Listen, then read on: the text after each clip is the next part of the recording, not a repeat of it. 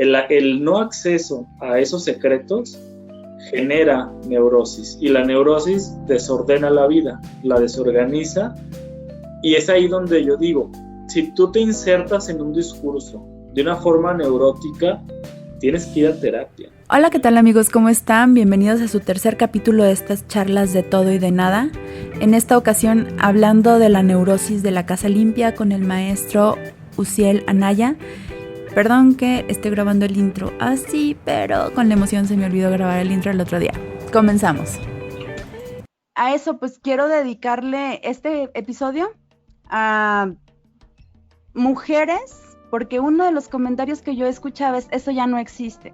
Entonces creo que lo vamos a dedicar a todas esas mujeres que están viviendo situaciones incluso de violencia, porque no se dan cuenta que es violencia disfrazada de otra cosa, que a lo mejor fueron nuestras mamás, nuestras abuelas, nuestras tías o posiblemente nuestras amigas o gente que en este momento lo está viviendo y que por alguna situación la sociedad se cierra a la idea de que eso todavía exista. O sea, sí existe y la idea es plantearlo y analizarlo, ¿no? Entonces quisiera dedicarle pues este capítulo a ellas.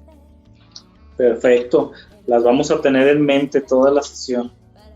Y decir, claro, así para quien que no te conoce, porque yo te conozco muy bien, pero para el que no te conoce, ¿cuál es tu formación? ¿Qué estás haciendo ahorita? O sea, pues mira, ahorita justamente estoy haciendo lo que fue mi proyecto de vida desde hace años y que me llevó tiempo en construirlo y en agarrarme el valor, ¿no? También para hacerlo.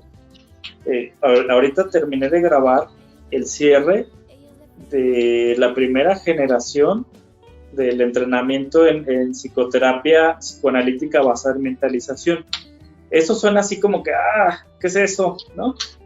Pero representa, así como las películas, no sé si has visto una de esas que empiezan con el fin y luego ya te van explicando cómo llegó todo hasta ahí, ¿no? Digamos que ese es el fin, por decir que ya está construido. El haber cerrado este curso hoy representa pues que dirijo mi propia escuela, por decirlo de alguna manera, que comparto con muchos colegas, pero es una escuela de psicoanálisis muy interesante porque nosotros promovemos la terapia virtual. Estamos haciendo un esfuerzo importante económico y de tiempo por promover la cultura de asistir al psicólogo virtual específicamente. Entonces, ¿qué estoy haciendo ahorita? Pero no, soy licenciado en psicología, yo soy originario orgulloso de Durango, México, muy contento y cada vez que recuerdo mi ciudad, pues se me hace el corazón chiquito, los extraño mucho, sobre todo, ¿sabes qué? El frío, las gorditas Coronado, o sea, mándenme unas, muero por una, y el ritmo de vida, ¿no? Pero bueno, yo vivo desde el 2010 en estas épocas en Guadalajara. Acá hice mi entrenamiento y mi formación como psicoanalista y como psicoterapeuta de niños, adolescentes, y digamos que esa es la formación en resumen, ¿no?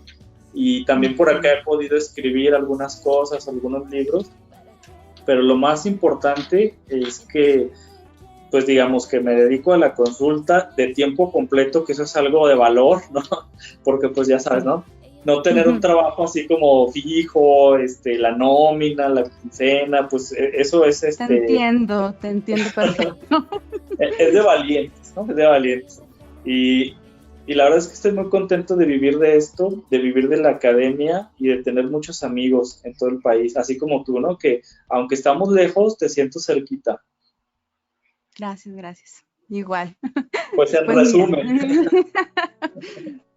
Pues aquí y más con esta manera de comunicarnos. Yo me acuerdo cuando veíamos los supersónicos que estaban viendo, ¿no? El jefe de, y me acuerdo cómo se llama, de Sónico, que hablaban en videollamada y todo, y se nos hacía como muy lejano ese día. Pues así está, porque ahorita ya está sentado en la sala de mi casa y ya aquí te tengo. Sí, fíjate, qué curioso, ¿verdad? Veíamos imposible ese escenario, o ni siquiera lo teníamos en mente, ¿no? Y ya está aquí. Qué padre. Mira, te voy a leer el post que me causó tanta controversia. Vamos metiéndonos en materia. Okay. Fíjate. Mira, dice la señora que publica esto, es líder de un movimiento feminista, se llama Karina Vergara Sánchez. Y ella mencionó en un post, en un Twitter: criar a las mujeres en la compulsión de la limpieza y la condena a la casa desarreglada es un ejercicio patriarcal para que exhaustas no podamos volar, para que nos encontremos en aquelarres nocturnos. Una casa brillante habla de una mujer con alas dolorosamente destrozadas. Porque lejos de pensar eso no existe, yo dije, sí es verdad. O sea, ¿cuántas mujeres que yo veo diario en consulta que a lo mejor no van por ese motivo? Porque pues yo veo enfermedades crónicas, ¿no? Al momento de estar platicando con ellos y que decimos, bueno, ¿qué fue las 5 actividades más importantes que hizo la semana pasada y esta, ¿no? Que le consumieron el tiempo. Y la mayoría de las cosas fue limpiar, lavar, planchar y atender a la familia. Entonces, y me dicen, es que no es fácil. Ya cuando terminas de hacer todo eso bien hecho, no tienes tiempo para otra cosa. La limpieza, y yo quisiera saber qué hay detrás de esa compulsión y esa necesidad de ver ordenado y de ver limpio, porque a lo mejor incluso es algo heredado. A lo mejor tú sabes que si no limpias te sientes mal y culpable, pero no sabes por qué. A ver, pues sí. Pues fíjate que, o sea, hace una cosa increíble, ¿no? Son muchas cosas, pero muy interesantes porque lo que planteas tiene mucho sentido. Yo me pongo en el lugar de esta mujer que publicó lo que leíste y la verdad es que coincido, estoy de acuerdo en muchas cosas, pero me voy un pasito antes en el tiempo. Cualquier discurso, el que tú quieras, vamos a neutralizar los discursos. ¿Qué es un discurso? Una filosofía que une a un grupo de personas en pro de esa filosofía que implica, pues vamos a decir, un movimiento, una serie de actitudes, etcétera. Por ejemplo, el movimiento religioso es un discurso, ¿no? No vamos a decir si están bien o mal, solo estamos definiendo como esto de manera general. Puede ser que te guste una religión o otra, pero ese es un discurso. Otro discurso es el machismo, ¿no? Actitudes de un grupo de personas que están de acuerdo, consciente o inconscientemente, hayan sido criados o no en ese contexto, pero ejercen ese discurso, ¿no? Otro discurso es el discurso universitario científico, ¿no? Los que dicen, pues Dios no existe, vamos a racionalizar el asunto, vamos a investigar la materia, etcétera. Es un discurso. El feminismo es otro discurso, ¿vale? Entonces, desde el punto de vista de los discursos, hay que dar un paso al ladito y verlos con mucho cuidado, porque todos los discursos tienen pros y contras, ¿no? Me decía un maestro en la UDG, Salvador Garibay, muy claramente nos decía, mira, si tú le quitas el discurso religioso a una persona que le gusta ir a la iglesia los domingos, que a lo mejor tú dices, ¿por qué voltea al San Antonio? ¿Cuál santo es? El que lo voltea para tener novio, ¿no? En lugar de ir a la estética, a peinarse, o sea, ¿por qué? O sea, pero tú le quitas ese discurso a esa persona y le quitas un pilar, que es un centro en su vida. Y pues no, eso no es humano y no es digno. A las personas hay que respetarlas en función de cómo se lograron construir. La vida es difícil y es compleja y ahora sí que sálvese quien pueda, ¿no? Aférrese al discurso que le ayude. Uh-huh. Y eso, primero, para mí es un derecho universal, el respeto y la dignidad a partir del discurso que tú elijas y tú quieras.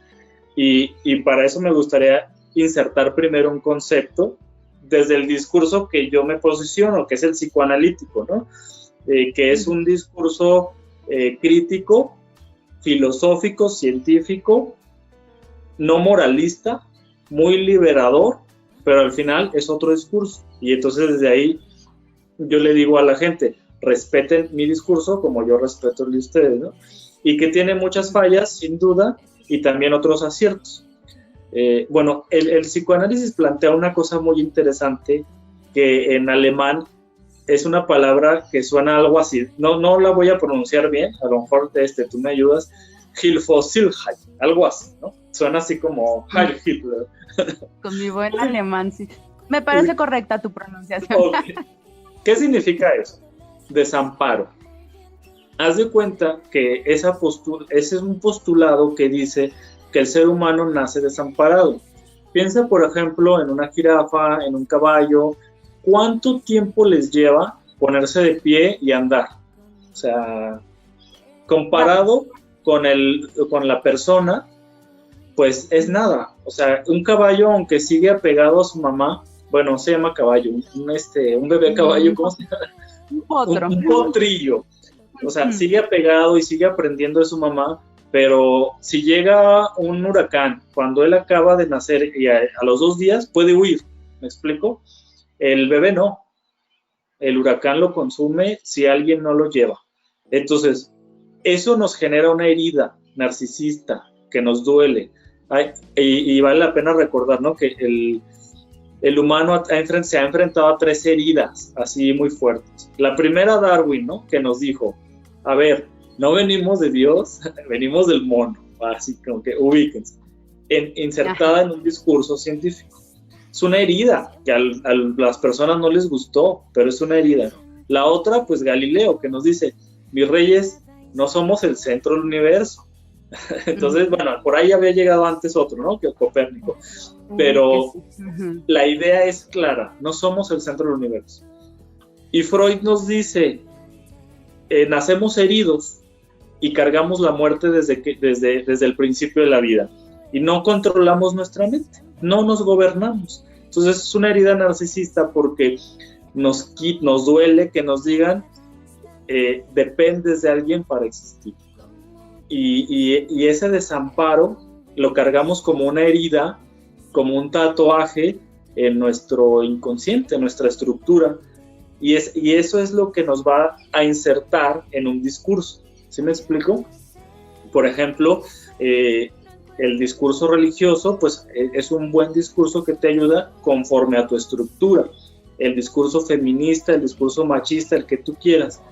Pero lo que están buscando esas afiliaciones o pertenecer a esos discursos o a esos círculos es curarte de ese desamparo, darle un sentido a la existencia, entender un poco, tener una voz, un voto, no depender de que alguien te salve del medio del bosque, ¿no?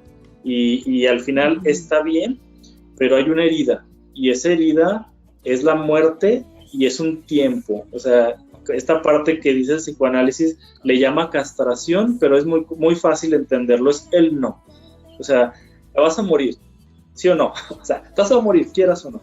O sea, puedes hacer todo lo que quieras, pero te vas a morir. Otro, no dependes de ti mismo. O sea, como tú le dijiste, ¿no? Somos seres sociales, estamos ligados a los demás y solo no puedes.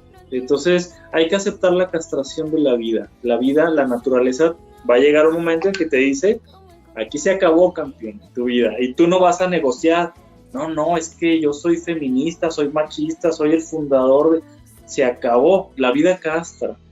Ahora, la idea de esto es que nosotros hagamos operativo ese no como un sí, aprender el no de la vida, a integrarlo en nosotros, en la existencia como un sí, y a funcionar con nuestras limitantes. Estamos desamparados, es posible que seamos dependientes de los demás, nos vamos a morir. Ahora, con estas revelaciones ligeritas, ahora lo que podemos hacer es pensar en el contexto, ¿no? Yo no soy feminista porque siento que no sería congruente ser psicoanalista y feminista a la vez, pero soy pro feminismo, ¿me explico? O sea, impulsaría yo ese movimiento políticamente porque me parece digno y justo y pertinente también, y en este tiempo urgente. Por ejemplo, sí me posiciono en contra del machismo, por decirlo de alguna manera, ¿no? pero también me posiciono en contra de discursos religiosos que pueden afectar la salud mental del sujeto. Mi posición principal es la salud mental, el beneficio del bienestar emocional y del sentido de la vida. Si hay algo que te afecta a eso, es un discurso contra el que yo me opongo, pero lucho de una manera respetuosa y digna. Y hay partes del feminismo que afectan el bienestar emocional, la salud mental, ¿no? Hay discursos radicales que se alejan del bienestar. Entonces, yo diría, cualquier discurso radical, incluso el psicoanalítico, es tóxico, ¿no? Es perjudicial. Así que, bueno, ahora sí que con este contexto psicoanalítico, opinar de lo que dice esta persona, hay varias cosas que decir, ¿no? Lo primero, está mal dicho, o sea, no expresó académicamente correctamente lo que quería decir, pero entiendo lo que dice, ¿no? Hay dos conceptos, la compulsión a la limpieza, a la casa perfecta, entiendo, y la parte del sometimiento del patriarcado, ¿no? De lo que provoca la poca libertad. Lo que ella dice como compulsión por la casa limpia, pues no existe. O sea, es más bien una cultura a la que ella está criticando de sujeción por tener a la mujer limpiando, ¿no? Pero si habláramos la sumisión, ¿no? De la mujer. Exacto, eso es más bien cultura, ¿no? Si habláramos ya de una estructura en la mente que opera para, como tú decías, de siento culpa, no puedo hacer otra cosa si no limpié, o sea que apenas cayó un cabello en el suelo y ya estoy trapeando toda la casa, o sea que sí tengo yo un funcionamiento alrededor de la limpieza. Entonces hablamos de una neurosis, y una neurosis es lo mismo, es un funcionamiento regular, adecuado, lo único que cambia es que es un poquito más intenso de lo normal, ¿no? No es locura, no es algo grave, pero sí es un síntoma de algo. ¿Y qué es ese algo? Bueno, Freud decía que el inconsciente tiene una misión y una función, que es hablar. El olvido es imposible para la persona. El cerebro procesa una gran cantidad de estímulos y hay muchas teorías. Tú como médico vas a decir, Lucía, le estás haciendo locura. Espérame. El olvido sería imposible desde este punto de vista porque se hace inconsciente, se va al inconsciente muchas cosas que no registramos, pero que sí sabemos inconscientemente que están ahí. Entonces el inconsciente habla. A medida que tú hablas menos con palabras, hablas más con tu cuerpo, con tus acciones, con síntomas. Un síntoma es la forma en la que tu inconsciente dice, hey, te quiero decir esto, ¿no? A veces sueñas cosas que dices, ay, caray, ¿por qué soñé eso? Bueno, es el inconsciente que te dice algo. Ahora, hay que ir a un instrumento, ¿no? Si tú quieres sacar una muestra de sangre, tienes un método, un instrumento para sacar, extraer, medir y analizar. Bueno, si tú quieres analizar la neurosis de la limpieza, el instrumento adecuado es el método psicoanalítico. Y ese método nos dice que no se puede generalizar, o sea, no puede haber dos mujeres con la misma causa, ni puede haber como una generalidad, como en biomedicina, ¿no? Que podemos generalizar después de un grupo de una muestra. De una muestra, ¿no? Representativa. Acá no es posible porque el inconsciente es una unidad que no se pretende medir, pero sí se puede explorar y se explora caso a caso. Entonces, lo que decimos de la neurosis de limpieza, vamos a hablar un poquito. Imaginemos, ahorita entramos al discurso de la sumisión, por eso lo separé, ¿no? Entonces te decía el inconsciente y ahora vamos a entrarle un poquito pensando que ya fuera una neurosis, ¿no? Que ya estuviéramos hablando que ya hay malestar subjetivo, emocional y que esa mujer necesita limpiar. Y que te paraliza aparte. Y ¿no? Te paraliza por imposición cultural, lo que tú quieras, pero ya es un síntoma operante en ti, ¿no? Si ya está esa neurosis activa, Entonces retoma algunas cosas. Entre menos hablamos, entre menos nos expresamos, más expresa el inconsciente. Por ejemplo, no sé si te ha pasado con las llaves, que tienes mucha prisa y que solo vas a un lugar por alguna cosa y se te olvidaron las llaves. Qué cosas muy sencillas. Bueno, son accidentes que parecerían comunes, pero el psicoanálisis ha aislado, digamos, como variable estos accidentes en la vida diaria y nos dice que son formas del inconsciente de expresarte, algo que no estás accediendo a esa información, ¿no? No existen los accidentes, no existe como esta parte de, le quería decir, por ejemplo, te pasaba en la primaria, a mí sí me pasó una vez, a la maestra le quise decir maestra y le dije mamá, ¿no? o le cambias el nombre. Me decía hace no mucho un chico que estaba en consulta, dice, es que mi relación era tan perfecta con mi novia, o sea, yo estaba pensando en casarme con ella, hasta que estábamos en la intimidad y me cambió el nombre. Entonces, tengo conflicto. Ya no sé si con quien está en su mente es con él o conmigo. Entonces, ese no fue un accidente. ¿Sí me explicó? Lo que ocurrió ahí es un síntoma. Así como cuando tú dices, la diabetes tiene un conjunto de síntomas muy claros que te ayudan a interpretar el tratamiento, ¿no? Bueno, los accidentes en la comunicación son síntomas de una neurosis. Y, por ejemplo, si tuviéramos en el diván o en el análisis a la chica, le plantearíamos, ¿realmente quieres casarte con este chico? ¿Sí me explico? O sea, ¿por dónde va? Para descifrar el acceso a su inconsciente y ver dónde está su deseo real. Y eso le cuesta a las personas. Aceptar la verdad es doloroso y le cuesta muchísimo a la mujer, al hombre, a todo el mundo, ¿no? Entonces, una neurosis es eso, un conjunto de secretos que están muy, muy guardados con leones, en cofres de oro, con cadenas, candados, y ahora con tanta tecnología nueva, así están, ¿no? El no acceso a esos secretos genera neurosis, y la neurosis desordena la vida, la desorganiza, y es ahí donde yo digo, si tú te insertas en un discurso de una forma neurótica, tienes que ir a terapia. No importa que seas la fundadora del feminismo, el fundador del movimiento religioso tal, tienes que ir a terapia porque entonces esa afiliación es un síntoma de una enfermedad quizá no.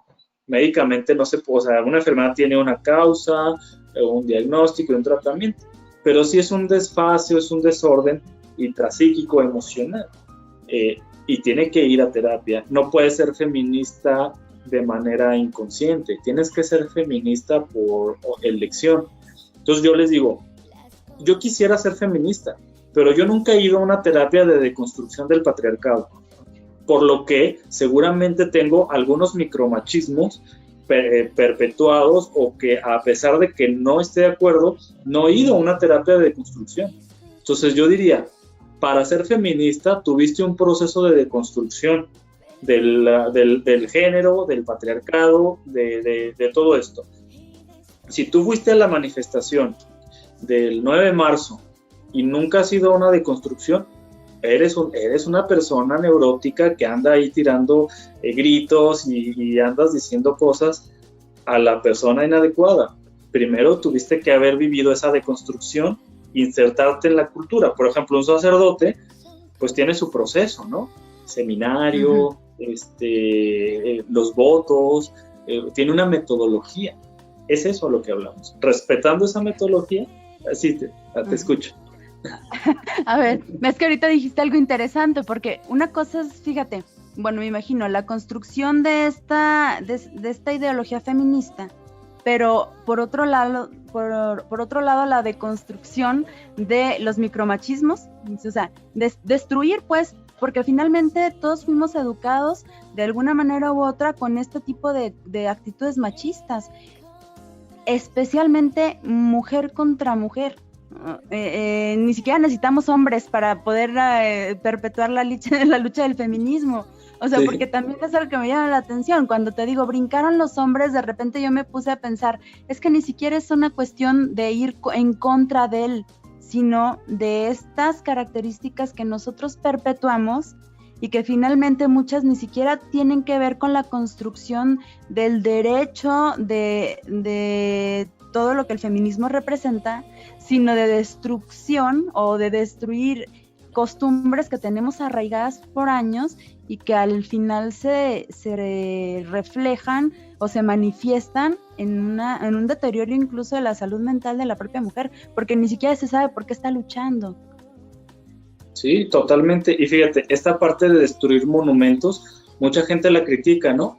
Vayan y destruyan a su madre, ¿cómo pintan pinturas, o sea, rayan pinturas históricas? A ver, el feminismo como método, vamos a hablarlo, o sea, como método en ciernes o como discurso, tiene sus pasos y la deconstrucción es uno de ellos.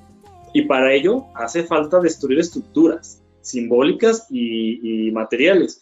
Está dentro de su filosofía y hay que respetarlo. O sea, sí, entiendo, por ejemplo, el movimiento de la captura del centro de, ¿cómo se llama? La defensa de los derechos humanos, la entiendo porque está justificada dentro de su filosofía.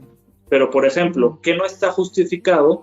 Que alguien que no ha vivido ese proceso de construcción, que ni entiende el feminismo, aunque sea mujer, empiece y diga, yo soy feminista y ataco a todos los hombres por ser hombres.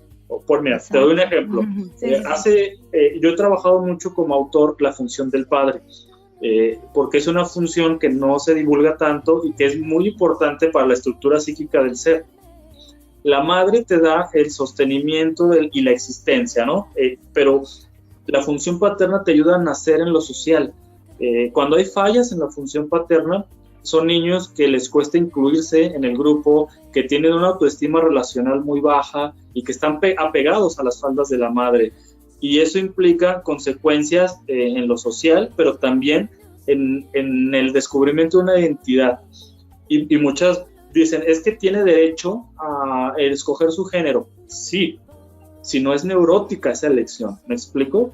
Si hay un trabajo, por ejemplo, dicen, es que las terapias de conversión, claro, eso no se debe hacer. A mí muchos papás y sobre todo padrastros me dicen, te llevo al hijo de mi mujer que es gay a ver si me lo curas. No los acepto. Le digo, lo recibo para hablar de sus emociones, para trabajar su proceso, para ayudarlo a ser mejor persona, a expresarse, pero sí, o sea, la homosexualidad no es algo que se cure porque no es una enfermedad. Sí les digo, en todo caso, hay que trabajar en curar tu machismo, ¿no? O esas partes. Sin embargo, sí es cuestionable que hay ciertas homosexualidades que son neuróticas. Y eso no le gusta que se los digas a la comunidad LGTBQ+. A ver, hay homosexualidades y hay sexualidades neuróticas que están afianzadas por una falla en la función paterna, un síntoma de desafío, digamos, de neurosis, y muchas veces se trabaja y sobre todo las partes que dicen, ay, es que yo sí soy bisexual, y de repente se dan cuenta que pues había ahí una lucha interna, una historia no resuelta con el padre, ¿no? Cosas así, y hay que aceptarlo, no es de, no patologices la sexualidad. No, lo que yo digo es, no hay que patologizar nada, ni enjuiciar nada. Todos los discursos tienen algo que aportar, y lo que yo te digo es, si algo es neurótico, huye de ahí porque te va a destruir. O sea, la neurosis tiene un camino que es la pulsión de muerte. La pulsión de muerte es un proceso a través del cual el sí mismo se destruye progresivamente. A lo mejor dices, ¿cómo? O sea, tanto que nos cuesta vivir como para empezar a destruirnos. Acuérdate lo que te decía del desamparo, la muerte la traemos como una huella en nuestra psique. La muerte está ahí, tiene una función. Piensa, por ejemplo, en esas chicas, hijas del de la American School Foundation Durango, piensa en las chicas del Tec Milenio, del Guadiana. Yo le llamo chica Lasalle de manera general, me disculpo si nos oyen así, pero acá en Guadalajara, ¿no? Chica Cumbres, chica Ciencias, en México, chica Liceo, que por ejemplo tienen todo y no son felices y se casan con un cholo, o sea, por decirlo, ¿no? O se van y dicen, es que mi familia no me daban libertad, etcétera. Tú ves, hay un impulso de muerte y obviamente hay muchas cosas en el entorno, pero ahí hay un deseo de destruirse y dicen, es que mi papá, es que mi mamá. A ver, no, hay una pulsión de muerte en el ser humano y tiene una función, por eso hay que analizarla. Y muchas feministas tienen esa pulsión de muerte, enfrentarse a los policías enfrente de sus armas, ellas también, está bien, porque el método feminista lo plantea, pero ¿cuántas realmente lo están haciendo por neurosis, ¿no? Entonces ahí es donde yo pondría esa duda, analízate, reflexiona y ve a terapia. Todos tenemos que ir a terapia, yo mismo voy a terapia y o sea, ¿sí me explico? Entonces, sí, eso me ayuda a separarme de la neurosis y a decir, estoy haciendo esto por mi pulsión de vida, que es lo contrario, ¿no? A ver, así como tenemos la huella de muerte, tenemos también esta mirada que nos sostuvo, este soporte emocional que nos ayudó a existir, está en nosotros. Entonces, mejor que nuestras decisiones se enfoquen en la vida y no en la muerte, ¿no? Ya la muerte llegará y la naturaleza te reclamará. Seguramente va a llegar. Pero mientras, vive persiguiendo tu pulsión de vida. Entonces, a esta mujer que le diré yo, primero, ahí hay una pulsión de muerte, porque pues exponerte una crítica en redes sociales, hay un tema autodestructivo, ¿no? Obviamente que te vas a someter a las críticas de machistas. O sea, no voy a ir yo, por ejemplo, el discurso religioso, ¿no? Yo he trabajado en muchos colegios católicos. No voy a ir yo a la dirección de la rectoría del colegio La Salle, al colegio Cumbres, al colegio Ciencias, aquí en Guadalajara, y voy a hablar del ateísmo. Eso es algo autodestructivo y es algo irrespetuoso. Tengo que ser una persona funcional y, por ejemplo, si yo hablo en redes sociales de un tema, es porque construí un contexto, porque creé una comunidad para eso. Si yo nada más doy el mensaje así, es catarsis neurótica. Entonces hay que ir a terapia para decir, quiero ser feminista, quiero abolir el patriarcado, quiero tener equidad. ¿Cómo puedo hacerlo de una manera funcional? ¿Cómo puedo hacerlo de una manera no neurótica? A lo mejor creo un organismo, a lo mejor un grupo de estudio, a lo mejor un grupo de destrucción de monumentos, lo que tú quieras, el método que tú quieras, pero formal, y casi siempre cuando lo haces acompañado es menos neurótico, ¿no? Porque ahí te espejeas con los demás. Pero bueno, si quieres comentar algo de eso antes de irnos a lo de la neurosis de la limpieza. No, a ver, adelante. Ok, bueno, haz de cuenta que en el inconsciente asumimos posiciones, ¿no? Se llaman posiciones psíquicas. Por ejemplo, la posición del machista es una posición donde yo soy Juan Camaney, ¿sí me explico? Es una posición psíquica. Y eso, digamos que no hay nada roto o algo que esté mal contigo, pero sí lo que hay es una incapacidad para escucharte y para dejar hablar a tu inconsciente. Cuando tienes esa incapacidad para escucharte, no es locura, es neurosis. Y todos estamos ahí. Y es bueno que estemos ahí. Solo que la cantidad o la intensidad de ese no escucharte, pues ya te está afectando. En la limpieza, propiamente hablando de la neurosis obsesiva, haz de cuenta que lo que impera es un afecto. Un afecto, a diferencia de un sentimiento, una emoción, es algo inconsciente que te provoca vivencias sentimentales y emocionales, pero no te las puedes explicar al 100% por qué. Ese es un afecto, ¿no? Entonces, lo que permanece, digamos, de manera clara en la neurosis de limpieza, la neurosis obsesiva de manera más general, es una duda. ¿Lo hice bien? ¿Lo hice mal? La incapacidad de evaluarte al 100% y decir, sí, estuve bien, o estuve mal, la regué, ¿no? Entonces, como hay esa duda, no se puede concluir esa evaluación de sí mismo, por lo que se repite constantemente si limpié bien, vuelvo a limpiar, ¿no?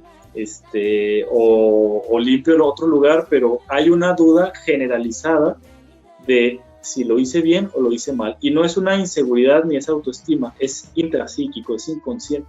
Y te lo explico de una manera más clara. Hay un remordimiento, o sea, el conjunto de sentimientos y de afectos, hay remordimiento. Fíjate, esto es muy claro. Una persona que tiene una neurosis obsesiva y que la ejemplifica a través de la limpieza, tiene este cuadro. Un conjunto de remordimiento, duda, cólera e ira. Ah, caray, si es tan bella, con su faldita, con su del mandil, así, y tan educada, tan tranquilita, ¿cómo puede tener sentimientos de remordimiento, de cólera y de ira? Bueno, la neurosis obsesiva nos ha demostrado que esos son afectos regulares y que se sostienen en el tiempo. ¿Qué es el remordimiento? Es algo hice o algo estoy haciendo que no debí de haber hecho, que siento que está mal. Ahí te va, esto es muy interesante porque las mujeres, hombres que tienen neurosis obsesiva de limpieza suelen tener remordimientos asociados a la sexualidad. Te cuento un caso. Este es de la literatura, no es mío. Había una chica de un terapeuta que le daba mucho, porque cuando veía las alturas, pues le entraba el miedo, pero decía ella, yo las evito porque me dan ganas de aventarme. Y entonces, haz de cuenta que construyó un ritual para que cada que ella veía unas escaleras, un segundo piso, evitarlas. Y entonces construyó su vida evitando ese escenario, porque decía, me da miedo aventarme, lo acepto. Y me da miedo caerme, tropezarme. Ahí había una duda, ¿me tropezaré? ¿No me tropezaré? Por las dudas, no lo hago, ¿no? En el análisis de esa mujer, ella creció en una cultura victoriana donde la sexualidad es muy, muy moralista, y ella se casó con un hombre que tenía dificultades de erección desde siempre. Entonces no se sentía satisfecha en esa parte y empezaba a masturbarse en esa época, que era así como, eso es del diablo, ¿no? Pero ella sentía culpa por hacer eso y lo escondía. De hecho, tiraba todos los objetos que usaba para la estimulación como un ritual, de tal manera que a ella misma se le había olvidado lo que había pasado, pero eso estaba sucediendo. Entonces, empezó a desarrollar el deseo por otros hombres. ¿Pero cómo? ¿Cómo si pues ya está casada, en santidad, ¿no? Entonces, para no verlos, quitaba la mirada y no los veía, pero en su inconsciente había un gran deseo de tener experiencias sexuales con otros hombres, lo que es lo más natural de la sexualidad, ¿no? Tener fantasías, tener deseos, es lo más natural, pero en un contexto del discurso religioso extremista, eso es satánico, ¿no? Bueno, cuando esta mujer descubre que la masturbación le genera culpa, le genera remordimiento, se cura y ya puede subir a siguientes pisos y acepta que le gustan los otros hombres y que tiene fantasías con otros. No necesariamente deja al esposo, ¿verdad? Pero la verdad os hará libres. Acuérdate de esa frase. Entonces ella dice, es cierto, la masturbación, me generaba una culpa horrible, y el hecho de ver a los otros hombres, verles el pack, verles el trasero, verles la piel por los brazos, el caso es muy descriptivo, le generaba miedo a aventarse, pero aventarse con ellos. Con ellos, sí. Con ellos. Entonces, el neurótico obsesivo tiene un mecanismo de defensa que es la sustitución. Sustituye una cosa por otra. En lugar de aventársele a los hombres, le daba miedo aventarse por las escaleras o por las alturas. Entonces, ¿sí?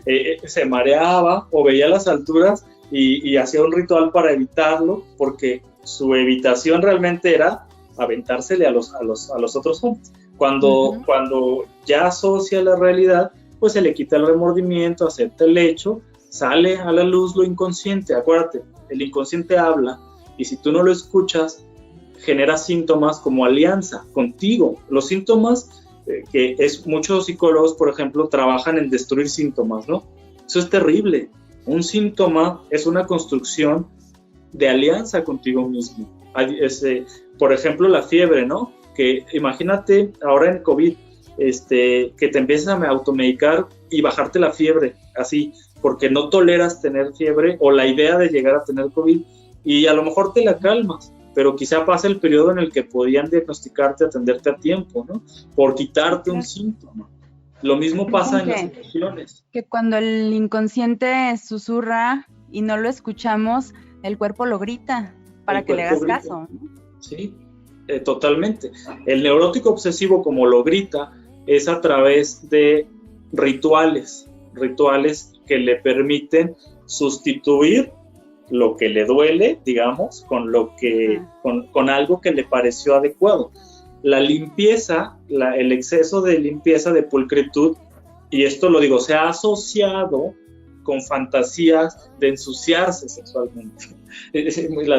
Muchas mujeres sometidas, limpiando, controladoras, en realidad lo que quisieran es ensuciarse, empuercarse, es lo contrario, ¿me explico? A eso se le llama formación reactiva. Hacer lo contrario a mi deseo, tapar mi deseo haciendo lo contrario. Ese es un proceso incluso de autoflagelación, ¿no? Que precisamente yo a eso me refería cuando yo les decía a estas personas, contextualicen, porque a mí se me hace muy simbólico eso que estaba planteando esta mujer, no tanto el radicalizar los hechos feministas, ¿no? Sino que hay detrás de esa limpieza compulsiva, que a lo mejor tú ahorita que me platicas esto estamos hablando en el contexto de la persona que a lo mejor tiene un trastorno obsesivo compulsivo, ¿no?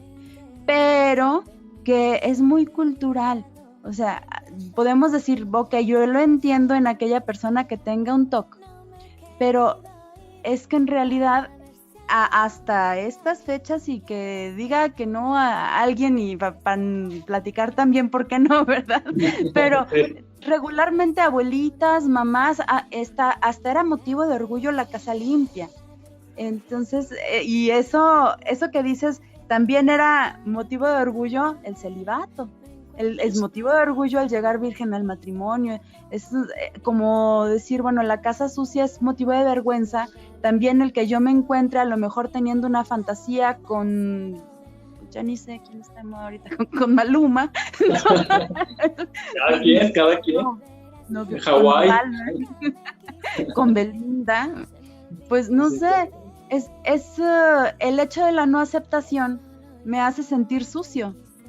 Pero ¿por qué no permitimos o por qué negamos de entrada el hecho de que no estás muy mal? Ahorita ya las mujeres y que el trabajo en equipo y que la casa ya no importa tanto que esté sucia. La verdad es que el sentimiento de culpa ahí está. Y a mí me brinca mucho esta situación porque en consulta, por ejemplo, ahorita con lo del COVID, se disparó o se potenció esa necesidad de limpiar. Porque bueno, pues había que tener cuidado con las cosas que llegaban de fuera y como que en cierta medida se justificó. O sea, ahora sí tengo yo como que el aval social de querer tener todo limpio y de tener las cosas en orden. Pero esto que me cuentas tú, estas analogías de repente suenan muy interesantes porque es algo de lo que nadie quiere hablar. O sea, es preferible hablar de los trastes sucios que de todo ese panorama de deseos sexuales que pudieras tener y que siguen ahorita causando mucho nadie quiere hablar de eso. Sí. Y más en sociedades, por ejemplo, en nuestro Durango hermoso, precioso, pero pues la catedral está en medio de la ciudad, en el centro, como símbolo, ¿no? De aquí gobierna la moral, pero en la noche todos con todos, o sea, la doble moral, ¿no? Entonces, esto que dices, vamos a aterrizarlo así, ¿no? Al machismo le incomoda la sexualidad de la mujer, no la tolera, por eso la ponían a limpiar, porque casa limpia, interior limpio, la sometían precisamente para que no pudiera pensar en eso y como un símbolo de si eres limpia por fuera, también por dentro, ¿no? Ese es el machismo. Pero ahora, una mujer que por voluntad o que por neurosis tiene ese síntoma, O sea, ya no es el machismo, ya no es este sometimiento cultural. Hay un tema interesante en la sexualidad que no está asumido, o en algún asunto similar, pero que no está trabajado. Y puedes criticar todo lo que quieras al machismo, pero no se te va a curar. O sea, no, tienes que ir con un instrumento especializado a que, digamos, evalúe si es una neurosis. Por ejemplo, diferenciarte, ¿no? Una neurosis obsesiva de un TOC. El TOC es un trastorno que tiene como base la ansiedad. Esto tiene correlato biológico y hay neuroquímicos que están alterando. Por más que vayas a terapia, necesitas una evaluación psiquiátrica para determinar si hay un funcionamiento inadecuado. Muchos psicólogos se van a lo radical y dicen, no, todo es neurosis. Eso es absurdo, ¿no? La neurosis obsesiva no es un trastorno, es un estilo de procesar la vida, es una posición ante la vida, ante la sexualidad, por ejemplo, ¿no?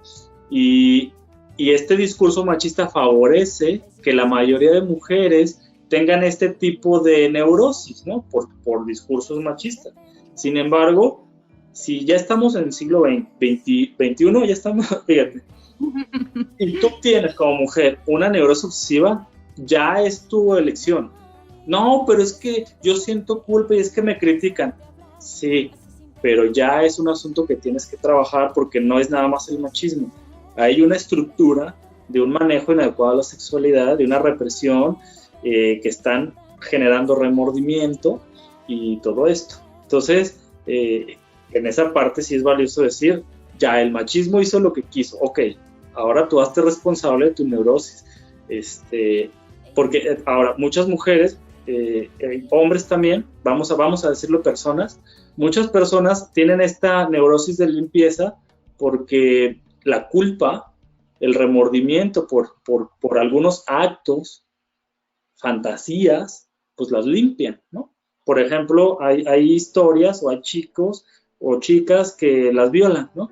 Y una de las cosas que hacen de manera ritual es bañarse de manera obsesiva, ¿no? Sí. Se tallan hasta que les sale sangre. Se entiende porque ahí hay un trauma, ahí hay un asunto de remordimiento, hay culpas. Si yo no hubiera, o sea, por ejemplo si yo no hubiera ido con falda, ¿no? Que es lo que dice el feminismo. O sea, no, quitémosle la culpa a la mujer, perfecto. Pero la neurosis no es culpa del machismo. Hay una estructura operante en la persona donde, acuérdate que el síntoma es una alianza, donde tú elegiste ese síntoma para que te ayude a funcionar socialmente. Y muchas veces hay remordimientos de algo que estás haciendo, así como que y sientes que no está bien. Por ejemplo, una infidelidad, una masturbación, o cosas de muchas de ese estilo. Pero la neurosis obsesiva se refugia entonces en la sustitución, en la evitación y en el tema de que se sustituye, pero se crea un remordimiento importante. Entonces, eso no se cura en Facebook ni en post, sino que hay que ir a terapia y a psicoanálisis. Porque si vas a un modelo clínico tipo cognitivo-conductual, te van a ayudar a que se te quite eso. Pero no vas a saber por qué se dio, por qué tu psique se estructuró así, qué ocultabas, qué secretos. Oye, pero es que eso está bien interesante, porque el chiste aquí no es, bueno, si fuera tan fácil como lo dejo de hacer y ya, no. Pero, bueno, ¿qué fue? O entre más me conozco, más fácil es prevenir conductas patológicas posteriores, ¿no? Sí. No, y de hecho, más que prevenir, construir tu vida en función del impulso de vida. O sea, yo le llamo, el psicoanálisis plantea objetos. ¿Qué es eso? Por ejemplo, la forma en la que te relacionas con personas que te dejan mucho en tu vida, un mentor, maestro, tu esposo, tu mamá, una tía, o sea, personas con las que te relacionaste de manera importante, se internalizan en ti, se guardan y operan como un software, como un programa, como una app. Y entonces te aconsejan, te dicen cosas y eso estructura tu personalidad. Bueno, hay un objeto que es un objeto resiliente y creativo, que es un área libre de conflicto, y cuando tú te trabajas y digamos que empiezas a incorporar mentores, líderes, personas que escuchan, te empiezas a relacionar en un contexto más saludable, te escuchas a ti mismo, esos objetos en tu inconsciente, así como te manda mensajes del síntoma, también construye ideas, proyectos. Yo les digo a veces a los alumnos, ¿no? Solemos patologizar todo lo que está en el inconsciente, pero también hay un lado creativo, luminoso, muy hermoso, ¿no? Hay veces que yo estoy durmiendo así y estoy escribiendo en el sueño, ¿no? Y me levanto y escribo y se convierte en un proyecto hermoso, o un poema, ¿no? Me imagino tú con las canciones, ¿no? De que, me faltaba el cierre, o el coro, o el tono. O sea, el inconsciente también está ahí para hacerte resiliente, para construir a partir del impulso de vida. Entonces, cuando tú, digamos, te escuchas, eres honesta contigo mismo, vas a terapia, liberas la capacidad de tu inconsciente también de crear, no solamente de destruir. Entonces, oye, qué padre esto, porque, por ejemplo, en este afán de eso que dijiste ahorita, que no todo es patologizar, ¿no? Porque todas las cosas, creo yo, a ver, corrígeme si me equivoco, pero así como tienen el lado malo, podemos decirlo, pues eso mismo tienen la capacidad y un potencial enorme de ser capitalizado a favor. Yo pienso, por ejemplo, insistiendo con el tema de la limpieza, que en alguna ocasión escuché que está muy relacionada también con el control, del descontrol o del descontrol que pudieras tener en las cosas externas. Intentas controlar lo que es factible de controlar. O sea, a lo mejor no puedes controlar el COVID allá afuera, a lo mejor no puedes controlar la infidelidad del marido, a lo mejor no puedes controlar la crítica social, pero puedes controlar que en tu casa la cocina, la cama y todo esté en un perfecto orden, y eso aparentemente te crea una sensación de seguridad o de estabilidad o de paz mental. No sé si eso sea cierto o no sea cierto. Y la otra, que no yéndonos al extremo, pues también el orden te crea esa capacidad o potencial creativo. Exacto. Sí, fíjate, partiendo del momento del post, o sea, cuando ella dice, o sea, no puede volar la mujer porque ya está cansada, porque está ocupada y su tiempo es menos. Lo que decíamos de que el machismo le molesta la sexualidad de la mujer es porque la sexualidad libera y es una forma de encontrar el deseo, y el deseo es creativo, ¿sí? Un deseo te ayuda a crear, por lo que una mujer libre sexualmente puede ser una buena líder, mejor directora de una empresa, puede dirigir la casa mejor, el negocio, crear proyectos, y eso al machismo le asusta, ¿no? Le asusta porque utiliza su fuerza para someter, pero cuando ya la fuerza no es suficiente, pues controla, ¿no? Pero hay lo que tú dices, el control entonces, ¿qué es? Pues el control tiene como base el miedo, es un miedo profundo, y siento que si se descontrola eso, o sea, si digamos eso continúa, lo que pasa es que está tu vida en amenaza.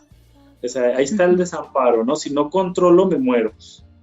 Y fíjate qué tanta confianza hay en la pareja. Si uno controla al otro, en realidad está evitando su muerte. O sea, ¿cuánto amor? Ajá. ¿Cuánto amor? O sea, si por ejemplo, dicen, es que hay mujeres que me han dicho, es que si no me cela, no me siento amada. O sea, ¿qué onda con eso, no? Sí. Si no es tóxico, yo quiero un tóxico. Dicen, no. O sea, ahí hay un tema más bien de masoquismo, y hay que aceptarlo. Es lo que te digo, escúchate, conócete, sé honesta contigo misma, y aceptar el control. Es el miedo a la muerte, es el miedo a la desaparición. Entonces, ¿qué tanto autoestima tienes? ¿Qué tanto amor propio tienes que necesitas controlar? Y ojo, el control es el artífice de las dictaduras, ¿no? El machismo, todos los discursos. el sacerdotal, el universitario. Por ejemplo, piensa en un maestro súper chingón, el científico, un doctor acá, pero que no te deja pensar, que tienes que hacer lo que él te dice. ¿A qué le tienes miedo? O sea, ¿a qué le tienes miedo? ¿Le tienes miedo a la inteligencia de tu alumno? ¿Sientes que te va a desbancar, a quitar ese lugar?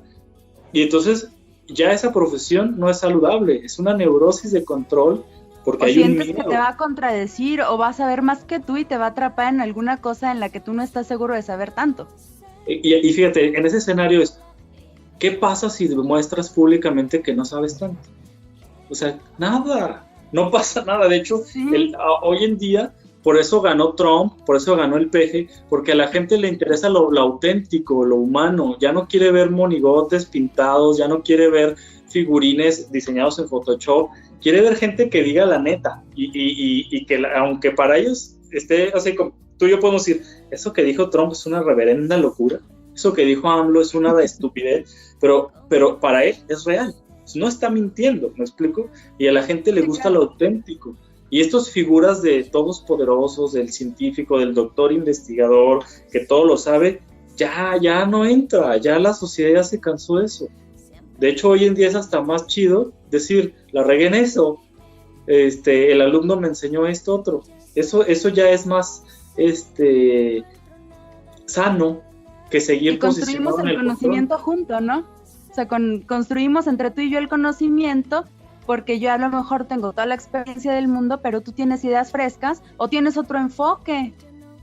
Sí, y independientemente si eres mujer, adolescente, joven, viejito, gordo, negro, o sea, si tienes algo que decir y aportar, podemos crecer. Por ejemplo, hoy muchos hombres están cómodos con el feminismo porque son hombres que no están hechos para la competencia masculina laboral en las empresas y se sienten cómodos en casa. Y antes, ese contexto era, eres joto, eres mandilón, ¿sí me explico? Y ahora estos hombres pueden decir, no, o sea, soy un padre responsable, o sea, ¿sí me explico? Oye, mira, voy a decir una locura, pero quiero que tú me saques de a lo mejor esa teoría sí existe y alguien pensó lo mismo que yo, pero yo en mi vida diaria y conforme me voy llenando de experiencias, siento, no sé, como que el rol masculino y femenino, como que hombre y mujer, más bien dicho, somos energías. Y que hay un tipo de energía, yo lo veo así, como si una energía, no quisiera llamarle masculina o femenina, pero son diferentes y se complementan. Entonces, que en el hacer, en el formar una familia, si nosotros logramos hacer que esas energías se complementen, viene valiendo gorro, ahorita por lo que dices de que si es puto, viene valiendo gorro quién provee y quién cocine y quién cuida al hijo y quién enseña qué cosa. O sea, si es cuestión de que esas energías se encuentran y se complementan, está muy padre, independientemente de que en algunos casos se llame rol de género. Porque saco el comentario a colación, te comentaba hace un ratito que una inquietud entre mis extenso grupo de amigas conocidas que dicen que los médicos se cuecen aparte. Ahí te la dejo. te voy a decir por qué. No sé, pero ellas son alrededor de 5,000 mujeres que son médicas y que en la medicina hay un factor de que, bueno, es una carrera larga, es una carrera donde tienes que comprometerte al 100%, porque si quieres destacar, pues tienes que ser subespecialista, y muchas veces luchar contra el machismo de que históricamente son los hombres subespecialistas los que mandan y dirigen toda la industria médica, ¿no? Más porque pues llegas a una edad donde ya no aguantas el camino, porque pues quieres formar una familia, quieres tener hijos. A las mujeres sí tenemos fecha de caducidad en cuanto a eso de los ovarios, los óvulos y talala. Entonces la vas pensando y sacrificas mucho de tu vida en el hecho de decir, ok, me voy a la subespecialidad y ya a partir de eso renuncié a la idea de poder tener hijos, que a lo mejor es una decisión ya de entrada, renunciar a la maternidad. Sales, tienes más de 40 años y en ese momento decides casarte. Pero cuando te casas, entonces llegas a formar una familia en unas condiciones muy atípicas, vamos a decirles así, donde tú ya eres el proveedor, donde a lo mejor ganas más que la pareja que está contigo, donde asumes un rol que pues la gente le llama el rol masculino. ¿Cómo se le hace? ¿Cómo le haces para no ser el Hitler de la casa, donde llegas tú y a lo mejor en algún ejercicio de castración masculina ya le quitaste ese rol protector porque en tu afán de ser independiente y el macho alfa de la casa, dejas en otra posición al marido y esto causa conflictos dentro de la casa? ¿Qué pasa? ¿Cedo, no cedo? ¿Finjo como que no estoy ganando tanto? Quiero tener esa energía de punta, pero le bajo para no asustarlo. Sí. A ver.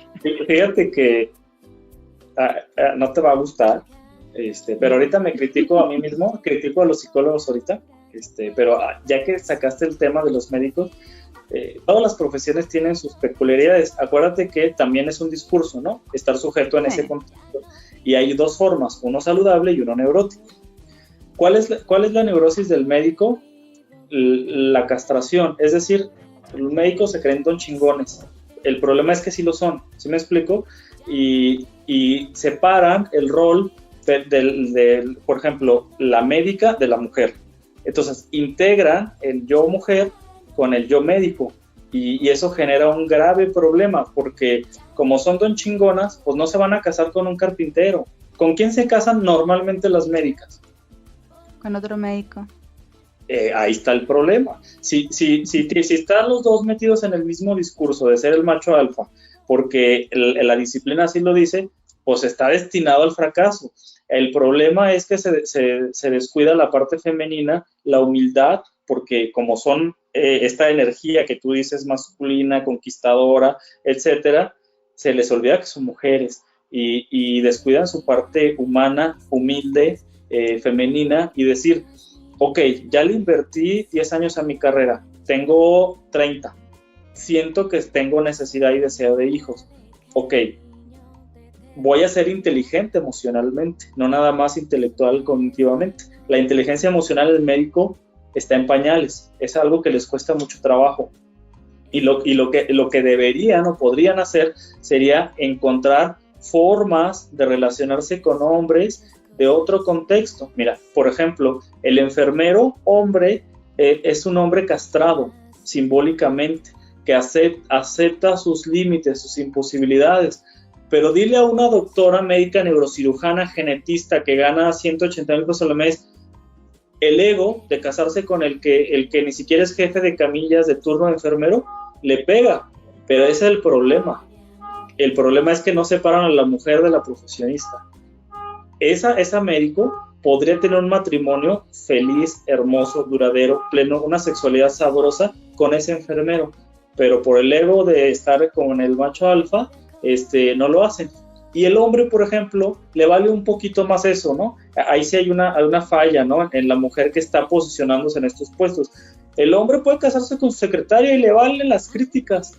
Con los otros hombres dice, está bien buena, güey. Y el otro diría, Simón, yo también, ¿sí me explico? ¿Y por qué funcionan esas relaciones? Bueno, porque la secretaria no está en el discurso de la competencia ni de ser el macho alfa, esta energía, o sea, no está.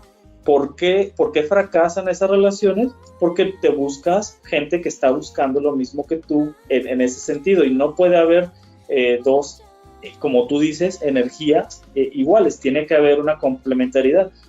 Ya no sé, por ejemplo, una mujer en un preescolar, las directoras son mujeres, son las que tienen el poder. Es raro que tú vayas a un preescolar y digas, el director es hombre.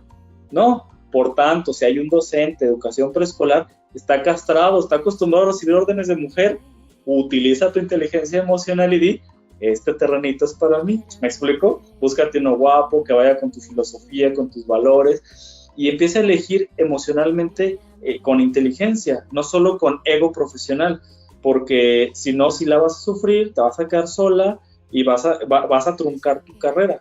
Entonces, yo les recomiendo... Es importante lo que acabas de decir, la inteligencia emocional, que no va de la mano con la inteligencia académica.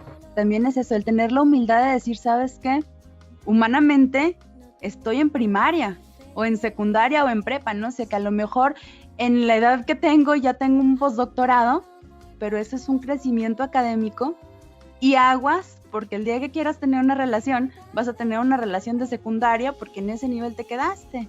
Como gatos y perros, ¿no? Peleándose el liderazgo. Fíjate, un estudio del UDG muy, muy bonito, luego te paso el artículo o la cita, investigó la edad mental en estudiantes de medicina en la Universidad de Guadalajara. La edad mental se mide a través de una serie de instrumentos psicológicos que te dicen la diferencia con tu edad cronológica. Por ejemplo, algo parecido a la edad metabólica, ¿no? Que a lo mejor tienes tú 15 años, pero traes una gastritis, un estómago de señor, ¿no? Bueno, la edad mental es algo así, pero en las emociones, ¿no? Y fíjate, en promedio, el médico, o sea, de manera general, sin diferenciar en sexo, en masculino o femenino, trae una edad de primaria.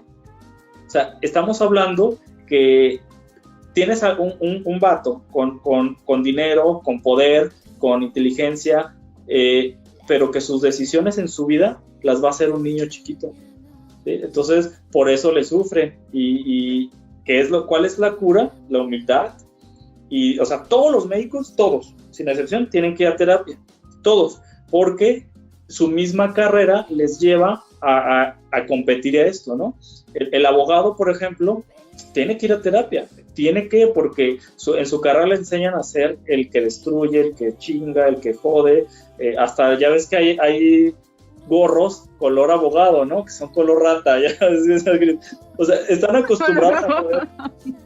Y hay una parte en la que pierden la humanidad. Tienen que ir a terapia. Igual los psicólogos somos una cosa rara, pero ya luego hablaremos de eso, ¿no? Por eso hay que separar el rol profesional del rol humano. O sea, imagínate qué belleza. O sea, es la mujer ideal, una doctora inteligente, libre en su sexualidad, económicamente, chingona, y además que fue a terapia. No, hombre, ¿dónde? ¿Sí me explico? O sea, estoy ocupada. Para hombres con el perfil que buscan mujeres así, o sea, garantizas fidelidad, compromiso, devoción y muchas cosas. Pero pues síganse casándose con médicos, ahí síganle. No, y deja tú, síganse casando sin ir a terapia. Creo que yo aquí, la lucha constante, yo lo voy a repetir cada vez que tenga oportunidad, porque personalmente a mí me cambió la vida el hecho de compartir tanto experiencias personales y profesionales con amigos terapeutas, como el hecho de ir a terapia como paciente en esta búsqueda de mi yo y del crecimiento personal. Es otra cosa, es como que andas por la vida caminando con un lente empañado y de repente que lleguen y te hagan, mira, o sea, no, ¿cuál es la necesidad del drama, no? Cuando pudieras explotar muchas capacidades a partir del autoconocimiento y de la aceptación y del gozo y de la destrucción de creencias y de la fuga de energía enorme que muchos tenemos a veces en cosas que no vale la pena o no son tan trascendentes. Sí, totalmente. Creo que hay un antes y un después, ¿no? Entonces, para todos los que quieran conseguir pareja, que se quieran casar, vayan a terapia primero. Sí, totalmente, porque estás escogiendo por ego, estás escogiendo por tu rol profesional, pues es una crónica de una muerte anunciada. Solo vas a gastar dinero, vergüenza, porque pues en la familia, como estas bodas, ¿no? Aquí hay una tradición entre los chavos que están en esa edad de los 20, de hacer bodas impresionantes, ¿no? En Puerto Vallarta, en salones de 300,000 pesos, la revista Players of Life, y se divorcian al año. Y o sea, es como que ya lo viví, ahora sí puedo ser libre, ¿no? O sea, es como, a ver, no manches, mejor inviértele en ti y elige algo duradero, algo que te nutra, que te haga feliz y que pues realmente sea algo pleno, ¿no? Entonces, sí, vayan a terapia, pues sería como, o sea, los que no vamos a terapia así mucho tiempo, sería como andar con colitis y gastritis, ¿no? Pues tarde o temprano tienes que hacer algo, porque no puedes comer, no puedes dormir, o sea, tienes que hacer algo. Lo malo es que las emociones hasta que no enferman el cuerpo, que ya es un nivel súper drástico, la gente no va a terapia, ¿no? O hasta que ya la relación está destruida, que es como ya con el cáncer, ¿no? Uh-huh. A ver, puedes ir a terapia cuando está surgiendo el síntoma y la verdad es que no es ni doloroso, ¿eh? Piensa la gente que te van a decir tus verdades así como, no, es que tú no, superhumano, alivianado, es tu aliado y es con mucho tacto. No, piensan que van a terapia de pareja y van a destruir la pareja, ¿no? No. Yo siento que todos los procesos son dolorosos, ricos. Claro que duele, creo que es como hacer ejercicio. Claro que duele porque te muestran, siempre he imaginado que ir con el terapeuta es como que te encuentras no con el terapeuta, llegas y hay un espejo grandote ahí en el sillón, ¿no? Y eso es lo que tienes que ver, o sea, va a doler conforme o a medida que esté todo descompuesto de este lado, pero a medida que se va componiendo también te va a gustar lo que se va reflejando en ese espejo y es bastante padre y bastante rico ir viendo eso. Y fíjate, lo que se va reflejando en ese espejo es tu inconsciente y de repente te asusta, ay caray, como la pintura de Dorian Gray, ¿no? Que todo lo que él hacía impactaba en la pintura y llegó un momento en que le salieron gusanos a su pintura y dijo, ay caray, ¿qué es esto? Y la tiró y cuando quemaron la pintura le pasó a su cuerpo lo que la pintura era, ¿no? Esa es una buena metáfora del inconsciente. ¿Cómo está tu inconsciente? ¿Te da miedo? O sea, ¿te tienes miedo a ti mismo? Y por eso no quieres un espejo, ¿no? Y lo hermoso de la psicoterapia es que llegado el momento, tú diseñas la imagen o sea, tú construyes desde cero con algo creativo, positivo, hermoso, lo que vas a ver en ese espejo. Y pues ahí es donde está lo bonito. Isel, pues muchas gracias. Mira, yo le sigo y a las 2 de la mañana nos dan en esta plática de banqueta. Sí. Muchas gracias. ¿Alguna cosa, un mensaje final, algo que te agradezco tu tiempo, te agradezco el que nos estés compartiendo todas estas cosas? ¿Tienes tus proyectos próximos? ¿Vas a hablar de algo sobre las cuestiones del tiempo? Si quieres invitar. Fíjate que primero agradecerte porque te tomas el tiempo. Para mí el tiempo es invaluable, es más valioso que el dinero. Y el hecho que estés haciendo esta iniciativa de charlas de banqueta, bueno, tiene nombre formal. Todo y de nada, de todo y de nada. Todo y de nada. Eso es lo que justamente hablamos, ¿no? De construir redes a pesar de la distancia. Te felicito, una excelente iniciativa. La charla que tuviste con mi mentor, el doctor Manuel Salazar, es algo que pues libera, ¿no? Que ayuda, que enseña y pues seguro expertos de otras áreas también. Entonces te felicito por este tiempo que le inviertes en esto. Pues gracias también por considerarme y que pues la gente que ve tus videos sepa que Durango sale, te vas de Durango, pero Durango no se va de ti. Entonces, pues muchas gracias por eso. Y bueno, ya para cerrar, veíamos, sí, fíjate que estoy construyendo una teoría que yo le llamo la neurosis de tiempo, así como está ya la neurosis obsesiva de la gente que se sale que se desfasa de su tiempo, ¿no? Como esto de la edad mental que hablamos ahorita, y la voy a plantear en el análisis de la serie Dark, pero te tengo dos noticias, una muy buena y una muy mala. ¿Cuál quieres primero? No, la mala. La mala es que ya se agotaron todos los lugares. O sea que... y eso es trampa, porque yo aparté mi lugar. Estoy muy contento y muy sorprendido, porque cuando empecé a subir comentarios de la serie, pues la verdad es que a mí me ayuda a pensar en público para luego meditar, ¿no? Entonces, mucha gente sí me empezó a decir, oye, sí, anímate. Y yo decía, no, qué locura, esa serie está medio intensa. Pero como es lo del tiempo y es algo que yo estoy escribiendo, dije, órale. Y pues al momento de que saqué la convocatoria oficial, que fue hoy, nos quedaban 11 lugares. Y ahorita son las 8:30. Yo creo que a las 6 y cacho ya me avisaron, la persona que me estaba ayudando con el registro y todo, que ya hay lugar. Entonces estoy contento por eso, porque la gente apoya nuestros proyectos, que son locuras de repente. Y bueno, ya luego les compartiré ahí algunos temas de eso del tiempo y algunos comentarios, pero pero por lo pronto eso. Más bien, si les interesa seguir la página Academia Emociones, esa está muy, muy bonita porque vamos a hacer una campaña para asistir a terapia virtual y vale la pena que esos microcápsulas de minuto pues las empiecen a compartir, ayuden a los emprendedores, compartir ayuda. Aquí abajo voy a dejar tu página y tus redes para que vayan, se inscriban, le piquen, le den clic, todo lo que tengan que hacer. Todo lo que deseen hacer. Y pues te reitero el agradecimiento y te mando un abrazo y un saludo. Y disfruta Gorditas Coronado, por favor, en mi nombre.